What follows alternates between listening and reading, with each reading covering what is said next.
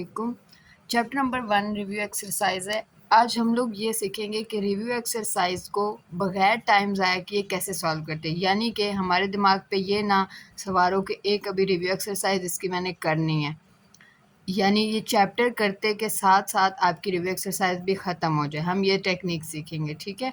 इसमें हमने करना क्या है, सिंपली जस्ट जो क्वेश्चंस हैं उनका हमने पैटर्न नोट करना है। यानी फॉर एग्जांपल ये देखें, सिंप्लीफाई जहाँ से क्वेश्चन नंबर 3 स्टार्ट हो रहा है, आयोटा पावर 37 पहला आपका क्वेश्चन है। आप इसको देखना है कि ये किस तरह का क्वेश्चन है और इस पे कौन सा मेथड फॉलो होगा, ठीक है। अब ये आपको देख के ही समझ आ रही है कि ये जो क्वेश्चन है, इस तरह के क्वेश्चन आपने पहले कहाँ किए हैं, एक्सरसाइज 1.1 में। तो जैसे ही आप एक्सरसाइज 1.1 क्वेश्चन नंबर 1 करें तो आपका अगला स्टेप होना चाहिए कि आप उसी टाइम फ़ौरन ही रिव्यू एक्सरसाइज खोल के देखें कि क्या कोई इस तरह के सवाल रिव्यू एक्सरसाइज में हैं।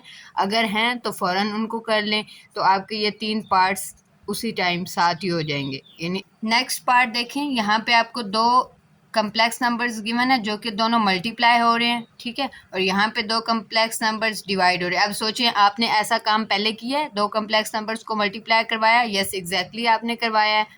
एक्सरसाइज 1.2 क्वेश्चन नंबर 1 में आपने 2 नंबर्स को प्लस भी करवाया, माइनस भी, ये मल्टीप्लाई और डिवाइड भी करवाया। तो जैसे ही आप 1.2 का क्वेश्चन नंबर 1 करें, उसके साथ ही आप देखेंगे कि रिव्यू एक्सरसाइज में है कोई ऐसे सवाल, तो फ़ौरन से आपके ये भी हो जाएंगे।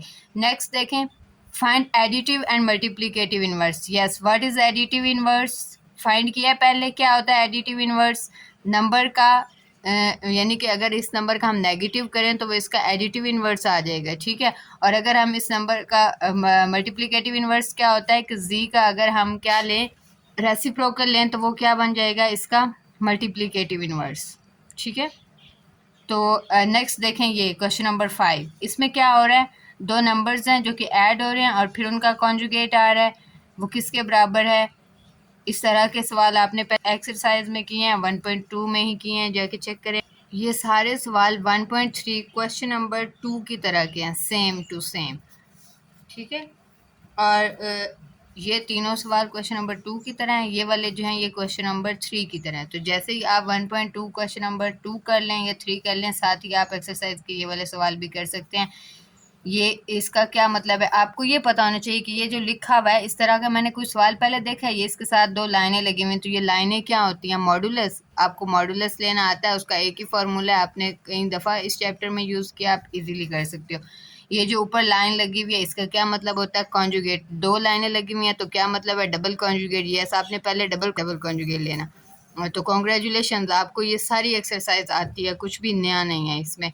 उसके बाद नेक्स्ट देखें, 2 कम्प्लेक्स नंबर्स मल्टीप्लाई हो रहे हैं, Z1 और Z2 की। जैसे इधर था ना, इधर उन्होंने आपको 2 कम्प्लेक्स नंबर्स लिख के दिए हुए थे और उनको मल्टीप्लाई करवाया। यहाँ पे उन्होंने क्या किया है, सिंपली Z1 को ये वैल्यू असाइन कर दी और Z2 को ये वैल्यू, और उन्होंने कहा Z1 और Z2 मल्टीप्लाई हो रहे हैं। यानी अब आपने ये लिखना और साथ ये लिखना है ब्रैकेट में, इस तरह का ये भी बन जाएगा और फिर ये भी क्या होंगे, दोनों मल्टीप्लाई। इसी तरह नेक्स्ट देखें, Z1 बाय Z2, यानी कि पहले यहाँ पे क्या था, यहाँ पे उन्होंने 2 कम्प्लेक्स नंबर्स लिखे हुए थे और दरमियान में डिवाइड का साइन लगाया हुआ था, सेम बात है।